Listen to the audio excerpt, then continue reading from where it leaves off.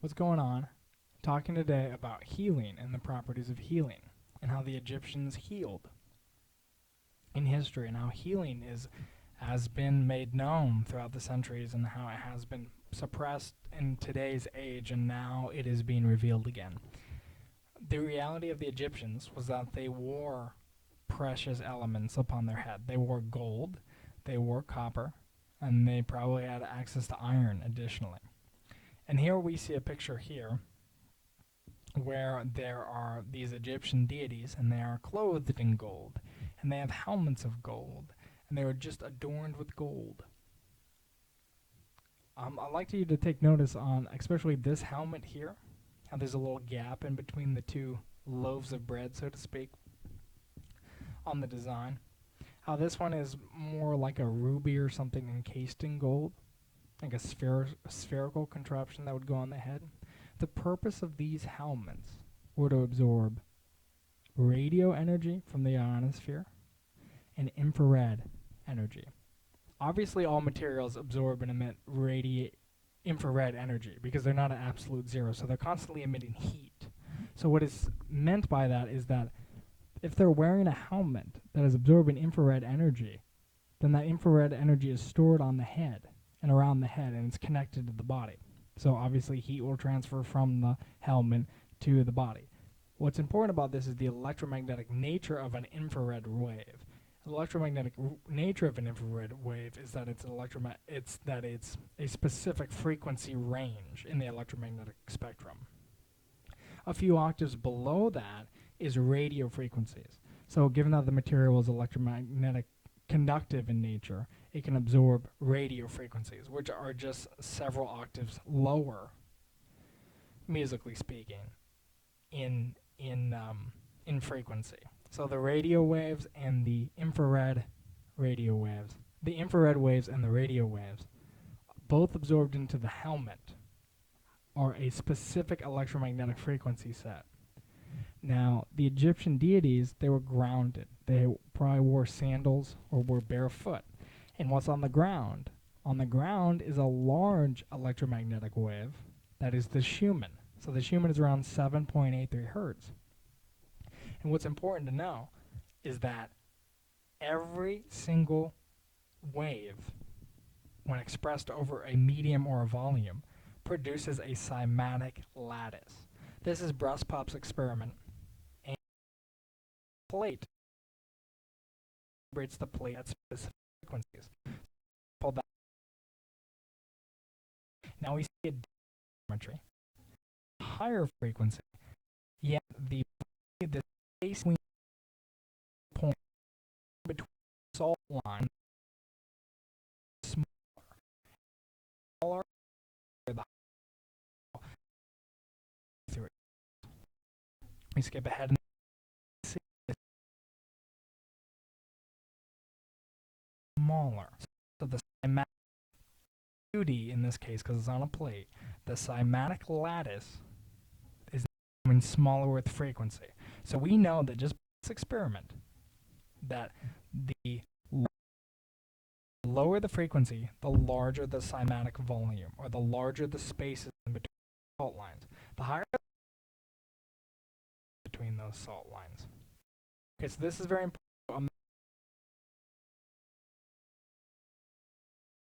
From Brustpop's experiment to a cube. And now that cube is vibrating.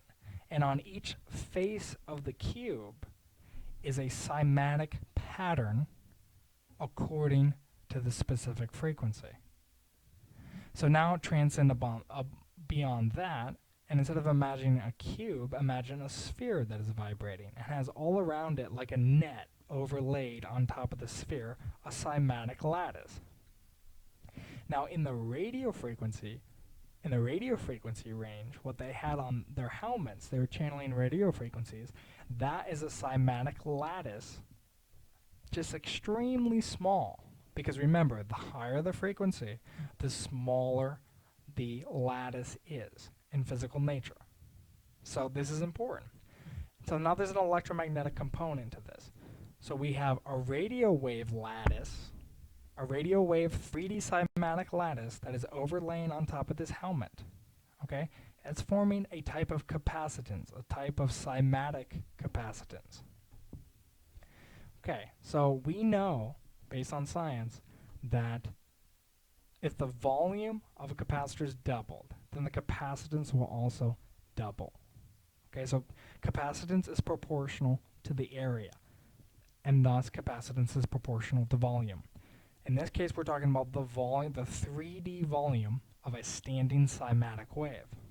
So when you have a change in capacitance, that is really, really small capacitance of radio frequency lattice, combined with the electromagnetic Schumann of the Earth, when those two waves combine with a carrier wave, and I'm about to get to that point, when the high frequency radio waves couple with the low frequency radio waves, or the extremely low frequency electromagnetic waves, when those two electromagnetic waves combine, they overlap and they meet each other, there's a change in capacitance. The ether, when it recognizes those two, it wants to equalize the volumes. So it wants to take the big volume and turn it into a small volume, and vice versa. It wants to equalize the plane. It wants to equalize the potential. The potential is in the volumetric capacitance. So again, the Schumann has a large volume, cymatic capacitance, just like this, and the radio frequency has a small volume. When the carrier wave, that is sound, Egyptians would use sound. They would sing. They would vibrate their bones, which are piezoelectric in nature, and they would sing the appropriate frequency based on the Schumann of the Earth. Because remember, the Schumann of the Earth is roughly around 7.83 hertz. So you take the octave of 7.83 hertz and you work all the way up to a specific note. So 7.83 times 2 times 2 times 2 times 2, etc., until you get up into the audible range where you can just hum a note. And then what that would do is that would take all the potential radio waves that are channeling up in that helmet, and that would section off a sliver of that harmonic. So whatever frequency in hertz the Egyptians sang, that would act as a carrier wave for the several octaves above that. So let's say it was 440 hertz. An octave above that is 880, etc. Expanding the octaves, going up all the way to the radio region. That same radio wave would already be entering into the helmet. So that same octave radio wave would match, via several octaves, the note that was sung by the Egyptian. And that song, that note that was sung by the Egyptian, was matched several octaves lower to the Schumann. So it's essentially one wave just spread out electromagnetically via several octaves. So you start at the Schumann, 7.83 hertz, then you do 7.83 times 2. That's an octave. Then you go times 2. Then you get all the way up until you're in the audible range between like 20,000 hertz and 100 hertz, where you can sing the frequency, or something akin to that. And they would sing that, and that would channel the high frequencies, because you go up from that sound, you go up from that frequency in Hertzian value, you go up that. It's A440, then you double it to 880, and so on and so forth until you double it all the way up to the radio spectrum. Then it'll channel that radio wave. So what it's doing is it's channeling the small 3D volumetric cymatic lattice of the radio wave, and it's coupling that via sound with the large volume electromagnetic wave of the Schumann. And when you have a change in capacitance, when you have a change in cymatic volume from low volume on the high register to high volume on the low register, when those two meet, there's a change in capacitance, and there's electric potential, and there's magnetic potential, and there's electromagnetic phenomenon that occur within and around the human body. So bones, it's important, is bones are extremely important in the healing process that the Egyptians utilized. Bones are an integral part of the human body that exhibit piezoelectric properties, meaning that when stress or pressure is applied to the bone produces a current within itself. So the bone emits an electric wave when a pressure wave is introduced into the bone. So when Egyptians knew how to resonate their bones, they would siren like, ah, and they would siren until they found when their bone would resonate. A good way to do this is by putting your tongue to the roof of your mouth. A good exercise is to do that. So to complete the circuit, to send the vibratory wave from your vocal cords up into your bones of your nasal passage, and to then siren. So you go,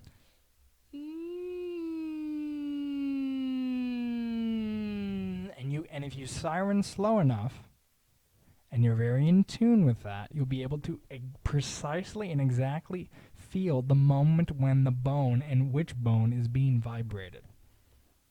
When you vibrate the bone with a stress, again, when stress is applied to the bone or pressure, in this case it's the AC sound, it's AC pressure waves. When AC pressure waves enter into the bone produces an alternating current, an AC current within itself. This current is within the microvoltage of a cell. For cells, the electric potential or voltage of a cell is around 5 millivolts to 90 millivolts. When the bones are resonated, they emit electric AC waves transduced from sound out into the muscle, out into the water, out into the blood, out into the surrounding cells. And that electric wave is what allows for the cell to be healed. Because just like this experiment, imagine this plate here is a circle. And now imagine that circle is a cell.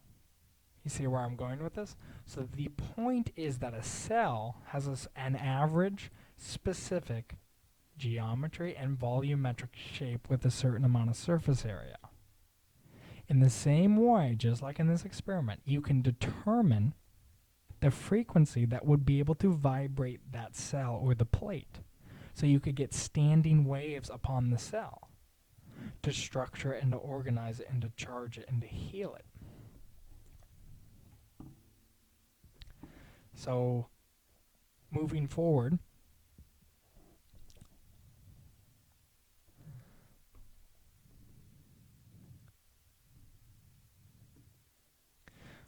moving forward into to an additional level of healing is incorporating both transverse electromagnetic waves and longitudinal electromagnetic waves. Now, some people don't believe in longitudinal electromagnetic waves. I personally believe in them. If you have a volume such as a bone, let's say we have a simple cylinder before us. There's a longitudinal axis within the cylinder. If I have a cylinder here, let me draw it. If I have a cylinder here, or something akin to that, I have different axes. Okay, so I have a wave that can travel this way. I can have a wave that can travel this way. And I can have a wave that can travel out of the page this way. Okay, those are perpendicular to one another, and one is longitudinal. They can all be transverse waves traveling throughout the cylinder, yet there's a longitudinal axis. That's what I'm trying to say. So maybe it's that I believe in transverse waves along longitudinal axes and along the radial axes.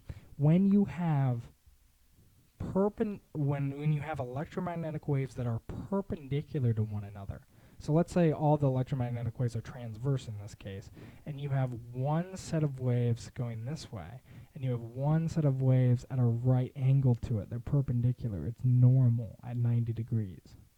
When you have that occur, what's going to happen is since both waves are naturally rotating due to the natural helical nature of a wave, when you have two helices intersect, because there is centrifugal force in each heli or each helix, one of the heli will conform to the stronger heli. In other words, whatever one is rotating faster will absorb the other one into the other plane. And during that absorption, when this helix absorbs into this helix and follows its path temporarily, what happens is there's a force released according to the right-hand rule. If these are electromagnetic waves, then in a perpendicular plane, according to the right-hand rule, there is a force released. Les Brown, who works on pyramid energy, he talks about how he grounded sheep's wool from a pyramid that was emitting radio frequency energy, and he grounded it to the Schumann with his body. He grounded it to the earth, and he was flown 20 foot across the room. And you can look this up, Les Brown, Lesbrown.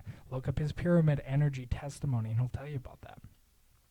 So getting back to the healing potential is that the Egyptians utilized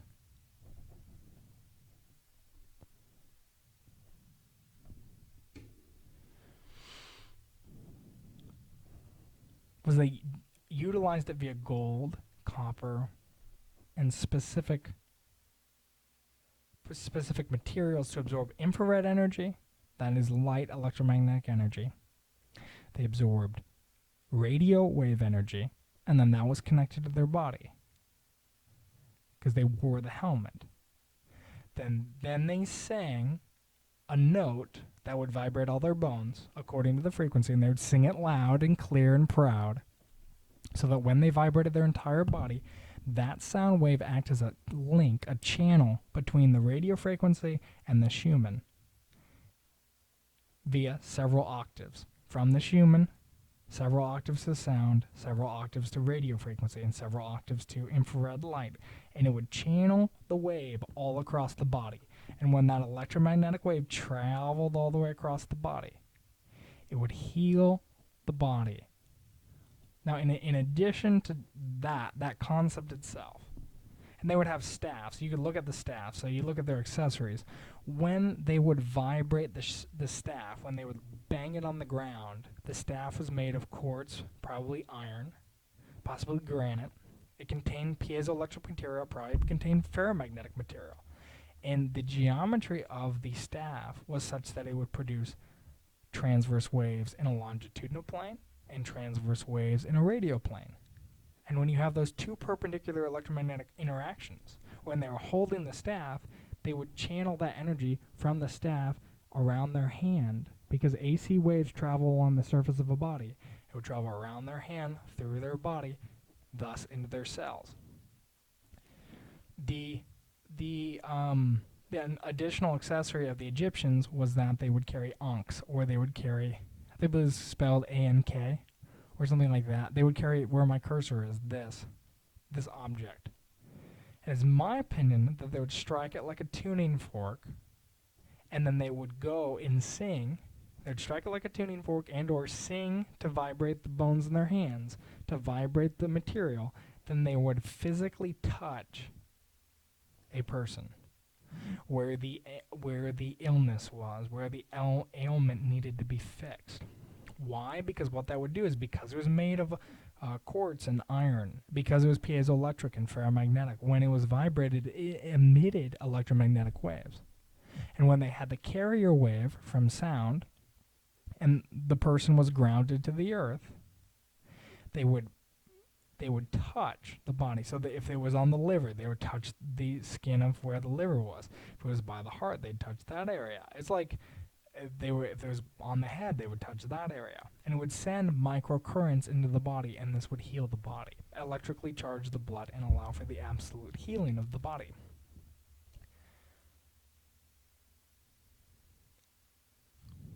Yeah, so this is the secret of the Egyptians' healing.